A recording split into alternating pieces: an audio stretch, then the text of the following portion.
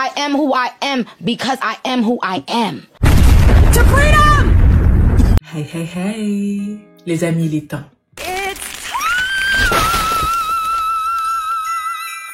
Oui, il est temps qu'on parle d'une grande dame, d'une reine, que dis-je, d'une légende du nom de Nicki Minaj. Nicki Minaj. Nicki Minaj. Nicki Minaj. Nicki Minaj. Nicki Minaj. Nicki Minaj, a.k.a. Dernièrement, Madame est revenue avec son nouvel album Pink Friday 2 pour tout casser. Du coup, je me suis dit que c'était l'occasion idéale pour parler du parcours de cette icône. Une icône qui a su intriguer, bouleverser et déranger le game. Ainsi, à travers ce focus séparé en deux parties bien fat, bien dodues, je vais t'expliquer en détail le génie, mais aussi la face cachée de Nicki. Qui est-elle réellement et pourquoi est-elle autant aimée que détestée? Alors laisse-moi te raconter l'histoire d'une reine légendaire du nom de Nicki Minaj. Je suis Tendo et je suis là pour te conter l'histoire de tout ce qui brille. Let's go!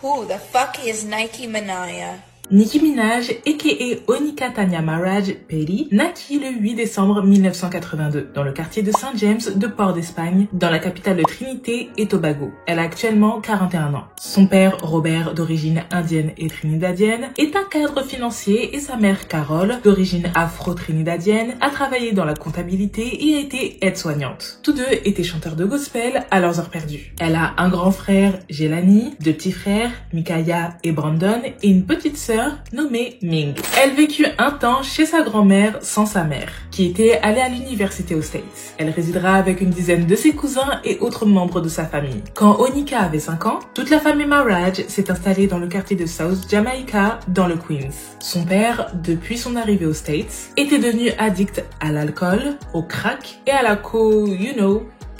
Et pour couronner le tout, il battait sa mère et a essayé de la tuer en brûlant leur maison en 1987. La famille s'en sortira indemne, heureusement. Dans sa jeunesse, Onika s'inventa des alter-ego, histoire de fuir son quotidien rempli de pauvreté et de galères. Depuis toujours, la petite Onika était entourée de musique. D'abord via sa mère qui chantait constamment, puis grâce à son quartier, un lieu saint du hip-hop. Son exposition précoce au rap et à ses icônes comme Jay-Z, Missy Elliott, Lauryn Hill et Biggie a réveillé en elle une passion incroyable pour la musique. Le premier rap qu'elle a appris par cœur fut Mona Lisa de Slick Rick.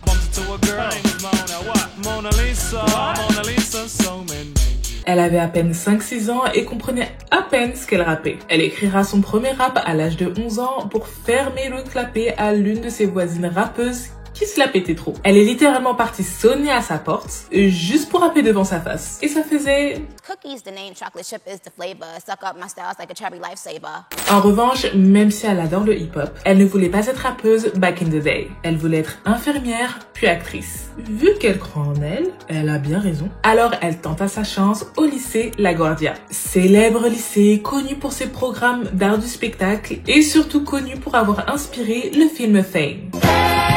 Elle auditionna pour la section chant et acting. Elle échouera la partie chant, mais réussira la partie acting. Yay! Il faut sachez que Nicki est à la fois une theater kid, une hood girl, une weirdo excentrique, drôle, sarcastique et une island girl dans l'âme et depuis toujours.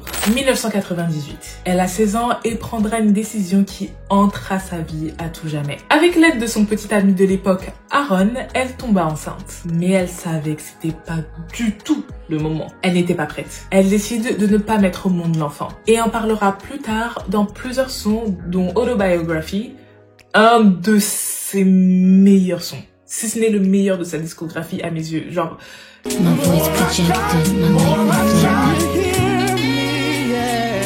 Je ne savais même pas que je pouvais pleurer en écoutant Nicki. Genre, frisson. Ce son-là, frisson. Vraiment, je l'adore. Vraiment, je pourrais en parler pendant des heures parce que je d'or. Cette décision la hantera, certes, mais elle ne regrettera pas. Pour elle, elle devait avoir une carrière et un mari avant d'avoir des enfants. Après l'obtention de son diplôme, let's go avoir la carrière d'actrice qu'elle mérite en fait. Elle obtiendra un rôle dans la pièce de théâtre In Case You Forgot en 2001. Puis, c'est tout. Genre, ça s'arrête là. Elle struggle à avoir des rôles. Sa carrière d'actrice ne décolle pas. Afin de payer les factures, elle travaille en tant que serveuse, conseillère clientèle et gestionnaire de bureau entre autres. Mais le salariat, c'est vraiment pas son truc. Elle a été virée de plus de 15 boulots juste parce qu'elle a trop la boca. No matter what. Bon, elle ne veut tout de même pas lâcher l'art, mais l'acting, c'est mort. Elle sait chanter, mais pour elle, être chanteuse, c'est trop barbant. Alors, pourquoi pas rapper? Elle aime le rap et elle est douée à skip. Allez hop, va pour le rap. Elle décide alors de prendre comme nom de scène Nicki Minaj. On est en 2002. Un ami DJ et photographe fait écouter une chanson de Nicki à son pote rappeur Bootleg Lou du groupe de rap appelé Full Force. Lou valide fort et propose à Nicki de team up avec son fils, Lou Stars, 7up et Scaf Busy aka SB aka Safari Samuels, dans le but de former le groupe Hood Stars. Safari deviendra par la suite son boyfriend à partir de 2003-2004 et resteront ensemble pendant près de 12 ans. En 2003, Onika passe par la case garde à vue, en se faisant arrêter pour possession d'armes dans l'intention de l'utiliser. À Skip, elle se croyait dans un movie et voulait trouver quelqu'un qui voulait la planter. Sent pas l'ambiance dans le Queens. Et il paraît, selon elle, allegedly, elle l'a bien planté. Vraiment l'ambiance dans le Queens, comme ça. Comme ça. Ça donne envie. Nous voici en 2004. Hood Stars voulait à tout prix être signé, mais arrivait seulement à échouer. Ils décident alors de se séparer. Mais Nicki ne le prend pas comme un échec, mais comme un tremplin pour continuer sa carrière en solo. Full Force, les parents d'Hood Stars avaient repéré le talent d'Onika depuis. Du coup, ils décident de la ramener chez un exécutif de Warner Bros. Qui lui propose un deal seulement si elle acceptait d'avoir un Ghostwriter. Pour info, le Ghostwriter en question, c'était Joel Santana. Nicki dira « Hell to the no !» C'est quoi ça? C'est quoi? What the fuck? À ses yeux, c'est un manque de respect. Dès le départ, elle avait parié sur sa plume. Elle, c'est une MC pure et veut le rester. Pour quelques billets, elle ne voulait pas changer ça. Alors, pour se faire repérer, elle envoie sa maquette partout et la poste sur MySpace, tout en continuant à taffer, histoire d'avoir quelques caillasses pour payer ses heures de studio. Pendant l'année 2007, Big Fendi ou Fendi, producteur, manager et détenteur du label Dirty Money Records, traite souvent sur MySpace afin de repérer des talents. De là, il tombe sur la page d'une rappeuse totalement inconnue au bataillon et décèle en elle un potentiel incroyable. Oh my god! Wow! Cette jeune rappeuse, c'est Nicki Minaj. Qui d'autre? Logique. Un suspense éclaté. Il la signe sans hésiter. À partir de ce moment, Fendi devient son producteur et manager. La première chose qu'il fait avec elle, c'est changer son nom. Il lui suggère Nicki Minaj car elle fait du sale et ceci dans tous les sens du terme, si tu vois ce que je veux dire. Je vois très bien ce que je veux dire. Onika apprécie guère au départ, car bon, il dénature son nom, en plus c'est Wang comme moi sur les bords. Moyen. Mais finalement, elle accepte et avouera plus tard que c'était une bonne idée. Ensuite, Fendi fait une jolie passe D. Vraiment très joli move. Fendi était connu pour sa série de vidéos sur DVD, faisant découvrir des artistes appelés The Come Up, très populaires dans la street. C'est un contenu raw, montrant les artistes sous un autre jour en studio ou en interview. Les artistes y apparaissent hyper chill tout en montrant leurs skills. Fendi y fait apparaître sa nouvelle recrue Nicki Minaj. Cette apparition provoquera la curiosité d'un des goats du game, Weezy aka Lil Wayne. Lui qui venait 2 ans plus tôt de créer son label Young Money, il cherchait une nouvelle recrue mais ne pensait pas que ça allait être une femme. Lui-même fut surpris de sa propre décision. En découvrant Nicki, il fut impressionné par son talent. Elle battait tout rappeur confondu qu'il avait auditionné auparavant. Bien qu'elle soit inspirée de Lil Kim et Foxy, surtout au départ, l'inspiration principale de Nicki, c'est lui-même, Lil Wayne. Logique qu'il adore autant Nicki, c'est son mini-elle. Il prendra ses contacts afin de collaborer au plus vite avec elle et pour devenir son mentor dans la foulée, sans pour autant la signer. Mais cette perspective restera dans un coin de sa petite tête. Je sais pas pourquoi j'ai l'impression qu'il a une petite tête. C'est moi ou... Juillet 2007. Elle a 25 ans. Histoire de se faire un nom dans le milieu, elle sort sa première mixtape, Playtime is Over. Pourquoi ce nom? Selon Nicki, nous avons choisi le thème de la poupée Barbie. Mais je ne suis pas une Barbie qui a besoin de jouer. Le temps de jeu est terminé. Period. Mixtape comprenant des collaborations avec Lil Wayne. La mixtape pue New York. Lil Kim, Biggie, Foxy et Jay-Z. Dès le départ, elle envoyait des grosses patates de forain. Provoque la table d'en face, s'attaque aux rappeurs masculins et féminins parce que Nicki ne discrimine pas et montre déjà la versatilité de ses flows. Comme Lil Wayne, mais en même temps, ça reste différent. C'est fort. C'est très fort. Pour une première mixtape, elle envoie du pâté, du camembert et du caviar. Et moi, avec ça, je suis conquise. Bien évidemment. Attends, et je ne suis pas la seule. D'autre part, elle emprunte déjà son esthétique à Barbie et ne lui rendra jamais. Barbie, c'est elle dorénavant. Ok, j'aime bien faire ça, dire mes sons préférés, donc toi aussi, dis tes sons préférés de chaque projet ou single, etc. dans les commentaires. On fait ça en même temps. Apprendre à se connaître un peu, genre, j'aime bien moi. Du coup, mes sons préférés dans la mixtape, c'est Dream,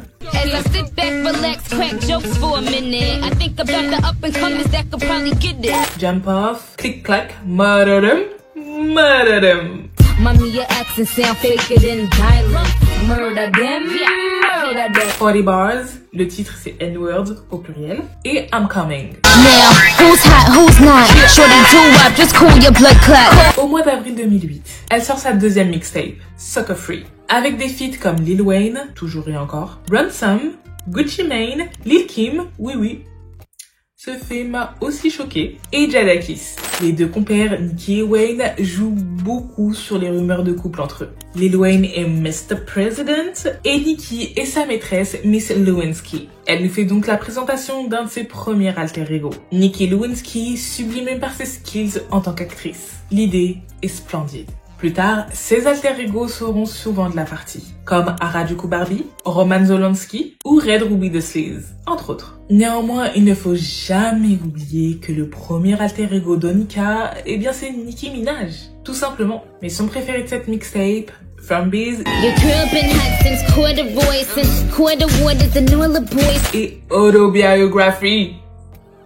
Genre, cette chanson vraiment... En 2009, Lil Wayne lui propose enfin d'être officiellement la First Lady de Young Money, en la signant sur son label. Enfin, c'est pas trop tôt. Cette même année marque les débuts de tension entre elle et Lil Kim. Après un concert de Lil Wayne, Nicki aurait snobé Kim. Et ça n'a pas plu à la Queen Bee originelle. Et de là commencera des échanges interminables entre elles. Dans cette vidéo, je vais passer en surface ces bifs parce que bon, flemme. Et il y a plein de vidéos sur le sujet, donc si tu veux aller deep dans ces bifs, va voir ces vidéos en question, mais là, ça sera en surface. En tout cas, tout partirait d'une photo inspirée de l'era hardcore de Lil Kim. Cette dernière a moyennement apprécié et disait que Nicki ne lui donnait pas assez de crédit. Pourtant, au départ, Nicki citait Lil Kim en tant qu'une de ses inspirations. Mais pas assez à ce type. En 2009 toujours, Del Botany, manager d'un des plus gros rappeurs d'Atlanta, et qui est Gucci Mane, et mère du rappeur Waka Flocka à ses heures perdues, est appelée par Fendi pour qu'elle devienne la manager de sa poulaine. Lui, il ne sait plus trop quoi faire de Nicki. Et du coup, il avait besoin d'aide. Il a tout fait pour recréer l'era Biggie Lil Kim avec Nicki, mais ça n'a pas marché comme il le voulait. Deb semblait plus convenir à Nicki à ce moment-là, donc I guess bye bye Fendi. La mixtape qui changera à jamais sa vie sort. Beam Me Up Scotty. Beam Me Up Scotty est un raz-de-marée. Dessus, on retrouve Busta Rhymes, Bobby Valentino, Drake, Gucci Mane et Lil Wayne entre autres. Les autres, je les connais même pas, je vais même pas faire genre de les citer. Beam Me Up Scotty est une expression qui vient de Star Trek et qui veut dire en gros sors-moi de là ou téléporte-moi de là. Et dans ce contexte, il fait référence au désir de Nicki d'être téléportée à un niveau supérieur de célébrité et de succès. C'est son ode à son talent. Cette mixtape a reçu un accueil de timbré. La mixtape à elle seule lui a rapporté $1 million. Mais son préféré était PDPG.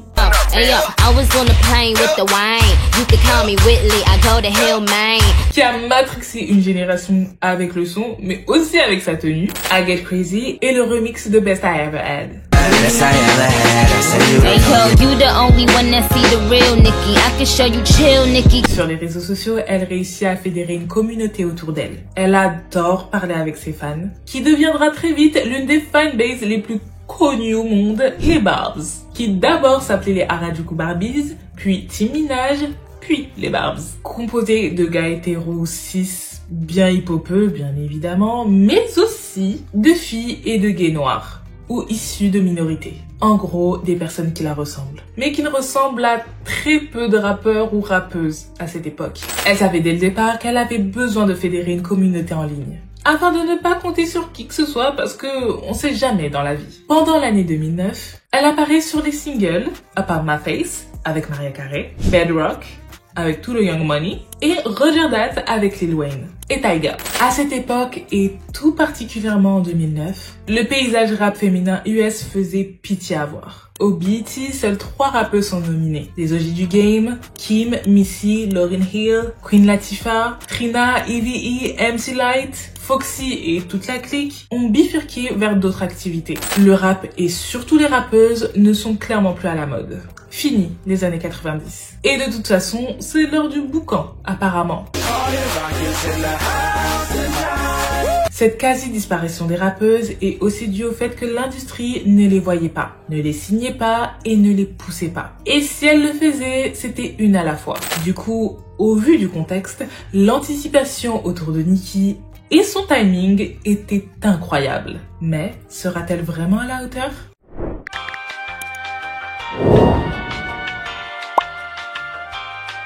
2010. C'est l'année où elle gagne son premier BET, c'est-à-dire son premier prix mainstream. Premier d'une très longue liste, avec un discours vraiment cute. Elle le dédicacera à Wayne et à toutes les rappeuses avant elle. Puis elle change de manager et s'offre les services de Diddy. Cette année, elle envoie sur nous un boulard phénoménal.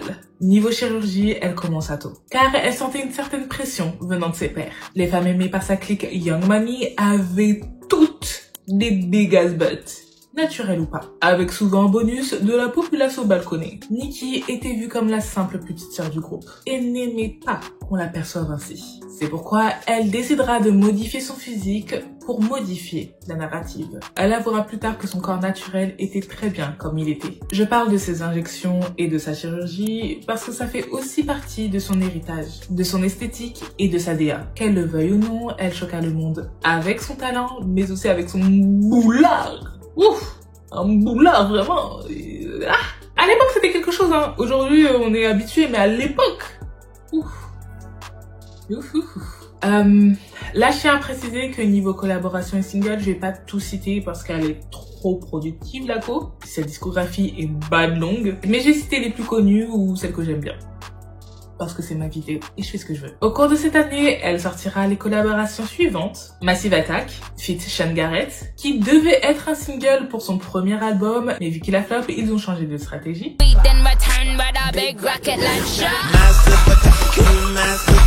Magic Bad avec Ludacris, que j'aime bien.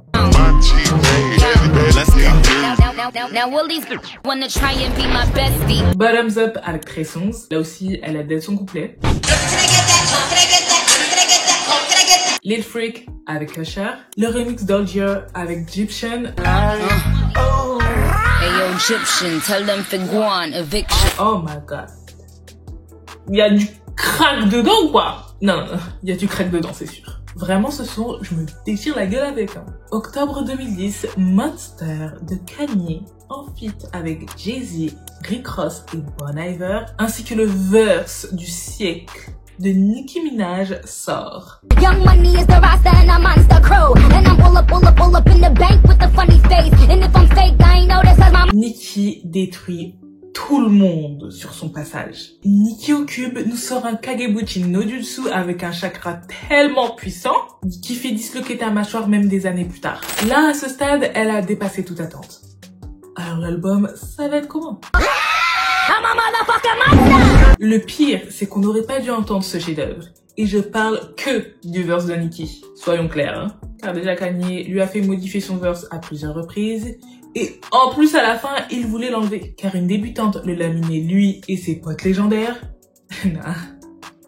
Ah, ça pique trop. Mais Nicki a dû le supplier pour qu'il le sorte parce que ça reste une opportunité de malade pour elle. Finalement, Kanye a mis son ego de côté cette fois-ci et a sorti le son qui a mis tout le monde corda. En vrai, je me suis toujours demandé pourquoi Nicki était considérée comme la queen of rap alors qu'elle ne fait pas que ça. Mais quand t'entends le verse de Madame, bah tu te la fermes et tu vas te faire foutre. Après, à mes yeux, ce n'est pas la seule reine du rap, mais elle fait clairement partie du panthéon seulement avec ce couplet. Par contre, au lieu de sa longévité et de sa discographie, c'est clairement elle, la queen of rap.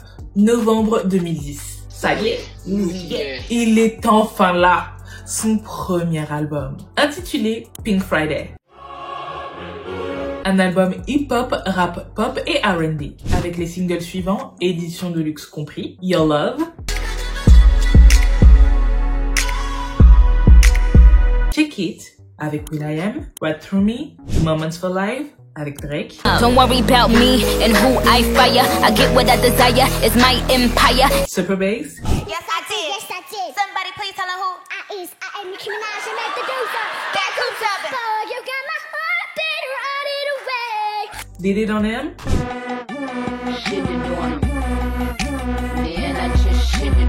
Girls Fall Like Dominoes et Fly avec Rihanna. Le titre Super Bass atteint la 3e place au Billboard Hot 100. La signification de Pink Friday est la suivante. Nous l'avons appelé Pink Friday parce qu'il sort la semaine du Black Friday. C'est la rencontre d'une fille girly et d'une folle, d'une lunatique psychotique et de cassettes de mixage. Je pense que toutes ces choses sont représentées dans Pink Friday. L'esthétique, les perruques, le make-up tape à l'œil, tout était pensé. C'est un mix entre Lil' Kim, Lady Gaga, un mélange de bubblegum, de persos animés et de Barbie. En plus, elle a presque la taille d'une Barbie, donc ça tombe bien. Blague nulle, oh nulle! L'album se place à la première place du Billboard, avec 375 000 copies vendues dès la première semaine. Ce qui constitue le 2e meilleur démarrage de l'histoire pour une rappeuse après Lauryn Hill.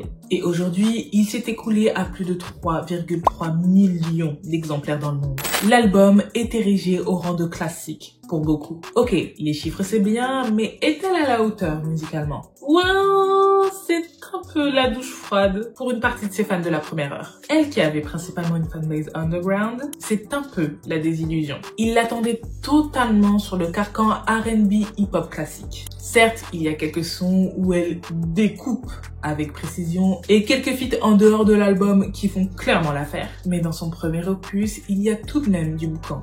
Même sur un ou deux sons, c'est déjà beaucoup trop pour beaucoup. Et du coup, c'est la trahison. Que dis-je? La disgrâce. En réalité, elle fait quelque chose de différent et d'inattendu. Elle a ajouté du son à son roster et a agrandi sa cible avec notamment les girls and gays de tout horizon cette fois-ci. Et bien évidemment, les autres sont les bienvenus parce que Nicki ne discrimine pas. Et je pense personnellement qu'en faisant ça, elle voulait toucher une audience qui serait beaucoup plus fidèle à une artiste féminine. L'album est un carton, grâce à sa nouvelle audience qui s'agglutine autour d'elle. Mais aussi grâce à une partie de ses fans fidèles qui comprennent que bon, il y a le frigo à remplir. Ou simplement parce qu'ils aiment bien ce qu'elle fait. Par ailleurs, elle souhaite dépasser le hip-hop en touchant la pop.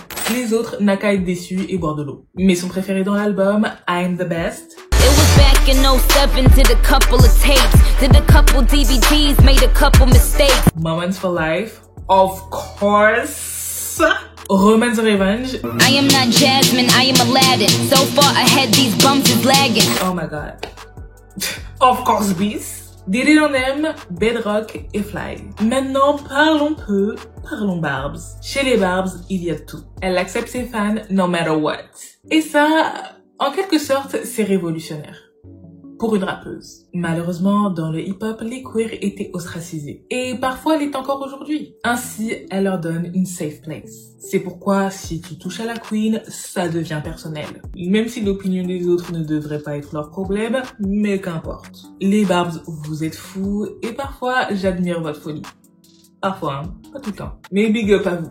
Nicki a toujours voulu être à la fois une rappeuse et une pop star. Elle comprend très vite que c'est un business. Et qu'il ne suffit plus de provoquer la table d'en face. Nah, faut provoquer le monde entier. Et faire du bruit, n'importe quel bruit, pourvu que les gens écoutent et regardent. Pourtant, elle reste très old school et MC dans sa manière d'écrire. Elle veut garder ce truc précieux même à cette période. Elle aurait très bien pu abuser du bail. Coucou Black Eyed Peas. Mais elle aime vraiment trop écrire pour en arriver à là. 2010, petite polémique à l'horizon. Minaj a affirmé dans le passé qu'elle était bi. Mais elle assumera qu'elle l'a fait pour le clout. Et ça a un nom et ça s'appelle faire du queerbaiting. Elle arrêtera très vite de le faire. Par contre, en 2020, sur le remix de Sesso de Doja Cat, elle réouvrira la boîte de Pandore en sortant la phrase Used to be bi, but now I'm just hetero. Traduction, j'étais bi, maintenant je suis hétéro. En 2022, elle avouera qu'elle a eu sa période où elle avait une petite amie. Bon, cette information-là, t'en fais ce que tu veux, hein. Mais une certaine partie de la commune alphabétique n'était pas très corda. Et l'autre partie était en mode, bah t'as le droit de changer d'avis. En 2011, elle apparaît sur les singles Where Them Girls At avec David Guetta et Flo Rida, sur le remix Till the World's End avec Britney Bitch et Kesha, Make Me Proud avec Drake, un bon petit son que j'aime bien, et Turn Me On de David Guetta. Au cours de cette année, Mattel lui fabrique une poupée à son image en s'inspirant de la pochette de l'iconique Pink Friday pour la mettre aux enchères pour la bonne cause. Tous les bénéfices sont reversés à une association qui œuvre en faveur des personnes touchées par le sida. En mai 2011, elle vire Didi en tant que manager. Vu ce qu'on sait maintenant, elle a bien fait. Et prend à la place la société de management Hip Hop Since 1978. Société qui gère tous les membres de Young Money. Cette boîte va par la suite fusionner avec une autre société pour devenir Blueprint/Maverick Management, en jointure avec Live Nation. Nous voici en février 2012. Elle apparaît sur le titre Give Me All Your Lovin' avec Madonna et MIA, et le même mois, elle rejoint la Madone lors de son Super Bowl le temps d'une performance. Une opportunité bien trop rare pour une rappeuse. Ensuite, le 11 février 2012, la grande, que dis-je, l'extraordinaire artiste Whitney Houston nous quitte. Paix à son âme. Le lendemain, la 54e cérémonie des Grammys a lieu et Nicki, qui a été nominée 4 fois à cette édition, doit y donner une performance de Roman Holiday. Performance qui consiste à simuler un exorcisme. Est-ce que les deux faits ont un lien ?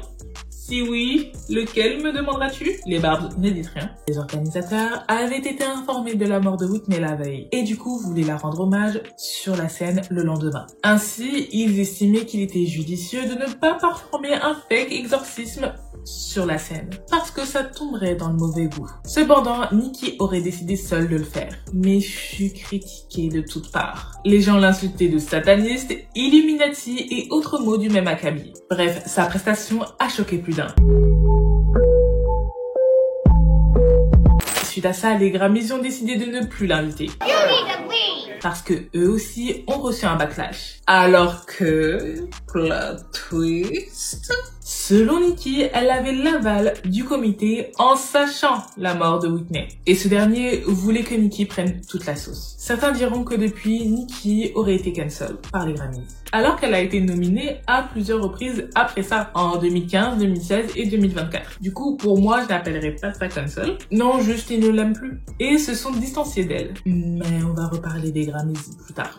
Oh oui, on va reparler d'eux. Avril 2012. Sortie de Pink Friday, Roman Reloaded, avec les singles Starships, Let's go to the beach, each, let's go get a wave. They say what they gonna say. Have a drink, clink. Right by My Side, avec Chris Brown, and in you, ils sont trop mignons dans le clip.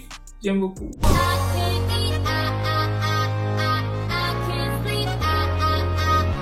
Days in the Trap avec 2 Chainz, là aussi je valide. Bitches ain't shit and they ain't saying nothing. 100 motherfuckers can't tell me nothing. Sound the Alarm et Vavavoom. Un opus hip-hop et dance-pop, où son alter ego Roman Zolanski s'est lâché.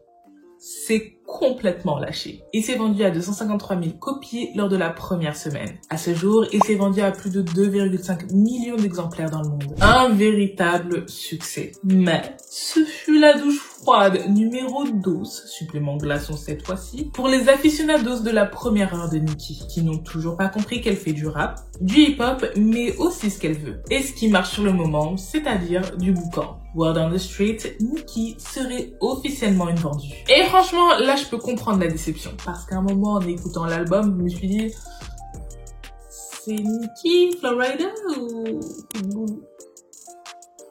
J'arrive pas à distinguer, à mon humble avis. Mais son préféré, Roman Holiday. Come on, j'adore ce son. in the dungeon under. Biz in a Trap, Ride by My Side, I Am Your Leader et Champions. D'autre part, en juin 2012, un nouveau bif pointe le bout de son pif. Cette fois-ci avec Peter Rosenberg, un animateur radio qui a critiqué publiquement la Nicky Pop et a refusé de la faire jouer et de jouer son son Starships au festival Hip Hop Summer Hot 97. I know there's some chicks here waiting to sing Starships later. I'm not talking to y'all right now. Fuck that bullshit. En réponse, Nicky et les Barbs lui répondent avec véhémence. Finalement, quelques temps après, les deux font la paix à l'antenne, mais ça fait beaucoup de boucan quand même. Novembre 2012, elle sort Pink Friday Roman Reloaded, The Re-Up, avec 7 nouveaux sons, dont les singles The Boys avec Cassie, Freedom et High School avec Wayne. He said he came from Jamaica, he owned a couple acres, a couple fake visas cause he never got his papers. Mes sons préférés, Up in Flames, High School, ce classique, I'm Legit, franchement j'adore les couplets de cette chanson, et The Boys. Mais je sais pas si c'est la nostalgie ou si c'est vraiment le son qui parle.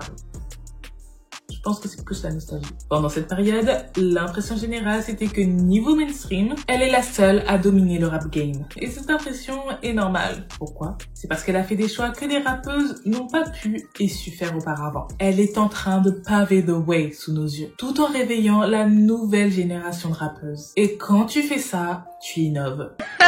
You know, I'm showing you bitches how to do it. En plus de ça, elle a une discipline de malade et continue d'aiguiser sa plume avec le temps. Qui avait fait ça avant elle? Vous avez 4 heures. Elle réussit à faire un mélange digne des labos des plus grands antagonistes. Avec comme inspi Lil Kim, Foxy, Madonna, Cyndi Lauper, Jay-Z, Biggie, Lil Wayne, Lauryn Hill et elle. Put some respect sur sa tête, s'il vous plaît. Les singles sur lesquels elle apparaît cette année-là sont Get Low de Waka Flocka avec Tyga et Florida, Out of My Mind avec B.O.B. et Beauty and the Beast avec Justin Bieber. Elle s'aventure dans d'autres projets comme la voice-over en prêtant sa voix à un personnage dans L'Âge de Glace 4, La Dérive des continents. She's huge, but she's so beautiful. She's a mammoth, of course. En 2013, Nicky devient juge dans American Idol aux côtés de Mariah Carey. Et pendant cette saison, elles se sont embrouillées. Bah oui, tu mets deux divas dans la même pièce, soit elles s'embrouillent, soit elles s'adorent. En tout cas, ça fait une de plus dans la liste de ces embrouillés. Another one, thank you. En tout cas, elle a pris un cachet de 12 millions de pépettes pour participer à cette émission. Durant cette année, elle est en feat sur les singles suivants. Le remix de Boss Ass Bitch avec le groupe de rap féminin PTAF, I'm Out avec Ciara, Twerk It avec Busta Rhymes, Love More avec Chris Brown, I Wanna Be With You avec DJ Khaled, Future et Rick Ross, et Clappers avec Wale et Juicy J. Shawty got a big old butt. J'aime bien aussi ce son.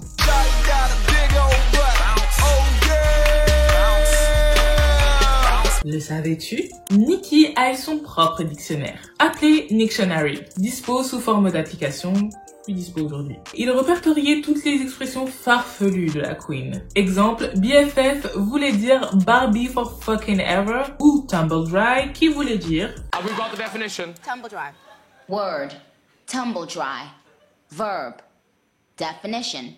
Used when speaking to washed up bitches. Avril 2014, elle s'autorise à réaliser un de ses rêves, apparaître sur le grand écran. Elle jouera ainsi dans Trip Alliance aux côtés de Cameron Diaz et Kate Upton. Elle jouera aussi dans la série animée Seven Universe, le temps d'un épisode. Ses collaborations notoires à ce moment-là sont Bang Bang de Juicy J avec Ariana Grande, Looking Ass avec Young Money, She Goes Off sur ce son cette malade, comme toujours. She Came to Give It to You avec Usher, là aussi j'aime beaucoup. Low de Juicy J, Lil Baby et Young Thug, là aussi on valide. Le remix de Flawless de Madame Beyoncé, oh my god, oh my god. Ok, j'adore ce son. Like MJ Doctor, they killing me. Propofol, I know they hope I fall. Mama, yeah, da, da. Je sais même pas ce qu'ils disent. Broke people should never laugh. Touchin' Lovin' de Trey Songz, que j'aime beaucoup aussi. Throw Some More avec Ray Shremmerd et Young Thug, que je kiffe aussi. Ass fat. Yeah, I know. You just got cash, blow some up. Et elle est sur le remix de My N-Word avec YG, Rachel McQuan, Lil Wayne et Meek Mill. Et Chirac avec Lil Herb ou J Herbo maintenant. Oh my god, ce son, ce son. T'es à New York et t'as envie de casser des têtes. Genre, come on. And yelling cut when it's shooting time. Sign up, it's recruiting time. Big wigs with a suit and tie. Vraiment, c'est un mood ce son. J'aime beaucoup. Et son qui aurait dû figurer sur son album Pink Print de base. Qu'en 2014, Trouble in Paradise? Well, elle casse la voiture de son compagnon avec une batte de baseball et la police a dû intervenir. Finalement, elle n'a pas été inculpée parce qu'au final, la voiture lui appartenait. Pas après, le couple s'est séparé. Safari, après la rupture, ce gamin, lançait des rumeurs comme quoi il l'écrivait pour Nicki. Des rumeurs ridicules. À la limite, il pouvait lui donner des tournures de phrases, mais écrire, il a abusé plus qu'autre chose. Il avouera avoir menti par la suite. Mais non, quelle surprise, hein. Décembre 2014, The Pink Print sort. Oh là là là là là là. Son meilleur album d'après moi. Enfin, tu comprends pas pourquoi je dis ça, mais ça reste son meilleur album. Un de ses meilleurs albums d'après moi. Pas parce qu'il y a moins de boucans dans mes oreilles, mais parce que c'est un album cohérent. Tu l'écoutes, tu ris, tu pleures, tu gagues, tu frissonnes, tu comprends, tu cries, tu te boostes avec elle. Un album hip-hop, R&B et pop qui atteint la 2e place au Billboard avec 244 000 copies écoulées lors de la première semaine. Il cumule au total 2,3 millions de ventes dans le monde. La critique parfaite de NPR sur Pink Print l'explique si bien. Je cite: avec un titre d'album en quelque sorte emprunté à Jay-Z, qu'il a en quelque sorte emprunté à KRS-One, il est difficile d'éviter les conversations de comparaison. Mais il n'y a pas vraiment de corrélation. La force de Nicki est et a toujours été son cœur, alors que celle de Jay, pendant The Blueprint, était de ne pas en avoir. Quel est donc l'objectif de Nicki avec The Pink Print? Et c'était de poser des bases pour les artistes féminines du hip-hop, ou pour les artistes féminines dans leur ensemble, ou pour les artistes hip-hop en général. Les grands pouvoirs s'accompagnent de grandes responsabilités? Non. Arrêtez de tout mettre sur les épaules d'une seule femme. Elle a assez de bouche à nourrir. Niveau single, Deluxe compris, on retrouve Pills and Potions, Anaconda, qui sera 2e au Hot 100.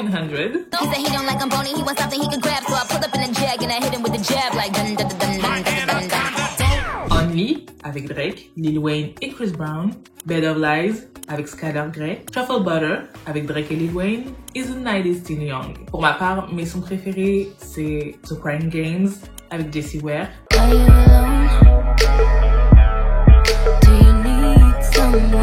Get on Your Knees, avec Ariana, Yeah, I bagged in my Birkenday.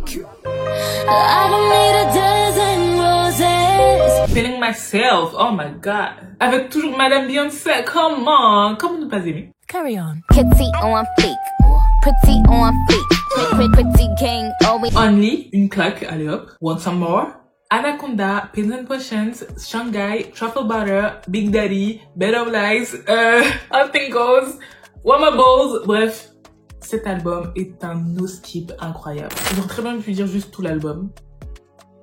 Genre, je sais pas pourquoi j'ai fait genre. Le clip d'Anaconda avait fait du bruit pas possible à sa sortie. Déjà la pochette, ses fesses, puis le clip, puis ses fesses, et puis qu'est-ce que Drake fout là? Bref, une promo parfaite. La vidéo devient virale, brisant le précédent record de la vidéo la plus vue en 24 heures sur YouTube par sa pote Miley Cyrus. Depuis février 2015, elle fréquente le rappeur Meek Mill, ce qui aura un impact sur la relation entre elle et Drake. Pourtant de base, très proches. Les deux ayant fait leurs armes ensemble chez Young Money. Donc c'est limite la famille. À cette période, Meek était devenu l'ennemi numéro uno de Drake. Après l'avoir accusé d'utiliser un ghostwriter, fait avéré par la suite MDR.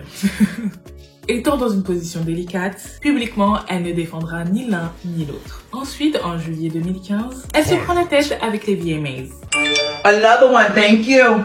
Les nominations pour celle-ci tombent, et là, Surprise, motherfucker. pas d'Anaconda dans la catégorie vidéo de l'année. Vidéo qui, je le rappelle, avait cassé Internet l'année précédente. Pourtant, elle est nominée dans d'autres catégories. Alors elle prend ses Twitter fingers et s'adresse à leur gars en mode What the fuck, dude? et critique cette mascarade. Twitter devient fou. Taylor Swift se sent visée. I'm like, what do you say fuck me for? Car elle est nominée dans la catégorie en question et correspond à la description. Du coup, elle s'en mêle et Nicki l'arrête dans son élan, en lui disant qu'elle n'était pas visée. Elle attaquait le système en tant que femme noire dans l'industrie. En gros, elle lui dit: t'es à côté de la plaque, ma belle. Taylor s'excusera publiquement en bonne et due forme. Mais ça ne s'arrêtera pas là, car le bif se métamorphosera. Miley Cyrus fut interviewée et questionnée sur les très courts échanges entre Taylor et Nicki. Miley non seulement décrit Nicki de personne pas très gentille, encore ça, c'est la vie, hein, ça arrive. Mais elle continue en se lâchant et dit: si tu voulais en faire une question de race, il y a moyen de le faire, mais n'en fais pas une affaire personnelle. Venant d'une femme privilégiée, qui a eu en plus sa période culture vulture, aka son era de light skin, elle ose ouvrir sa bouca pour dire à une femme noire comment traiter l'une des nombreuses questions sur la race. Quelle audace. Madame, quelle audace. Elle était à côté de la plaque, elle aussi. Mais grâce à ça, nous avons eu droit à un moment inoubliable de la pop culture sur la scène des VMAs. Quand Nicki vient récupérer son prix pour la meilleure vidéo hip-hop, Nicki fait son petit speech, remercie son pasteur, puis elle sort. And now, back to this bitch that had a lot to say about me the other day in the press. Miley, what's good?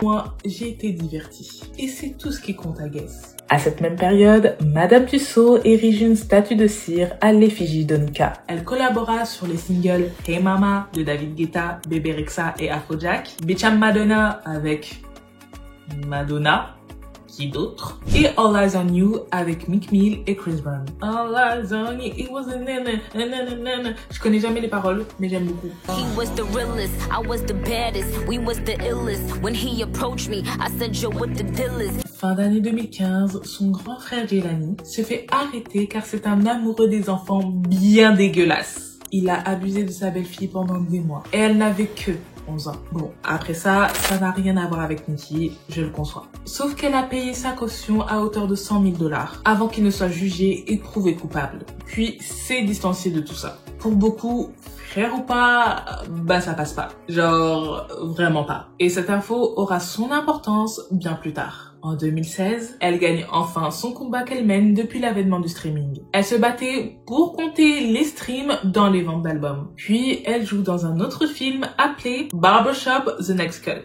Elle partage l'affiche avec Ice Cube et Regina Hall. C'est le moment, le savais-tu? Le savais-tu qu'elle a eu son propre jeu mobile appelé Nicki Minaj The Empire? Moi, je ne le savais pas, fin du moment, voilà. Cette année-là, Madame est encore productive et nous envoie des feats comme le remix Down in the DM avec Yo Gotti, It Go Down in the DM, It Go Down. It goes down in the DM, It Go Down. Moi, je connais que les titres de chansons dans les musiques, hein. Je connais jamais les couplets. Je suis partie de ces gens-là. C'est dur. On vit pas une vie facile, hein, faut savoir. C'est pas facile. Un son que j'aime beaucoup, No Broken Hearts avec Bebe Rexha. Do You Mind? Do You Mind? Do You Mind? Do You Mind? Donc j'aime bien le son.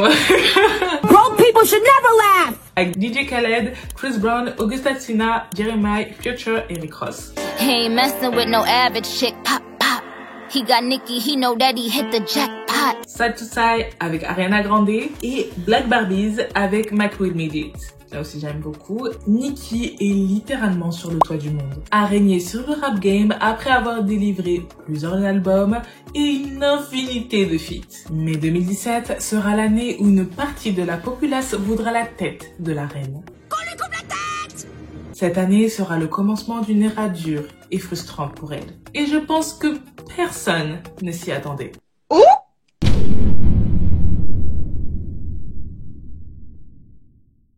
Dans le prochain épisode... What I want the world to know about Nicki Minaj is when you hear Nicki Minaj spit, Nicki Minaj wrote it.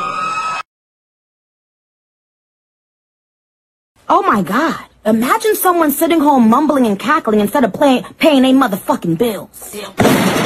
You can't get rid of me, bitch! I'm not going nowhere! They need rappers like me, so they can get on their keyboards and make me the bad guy, Chung.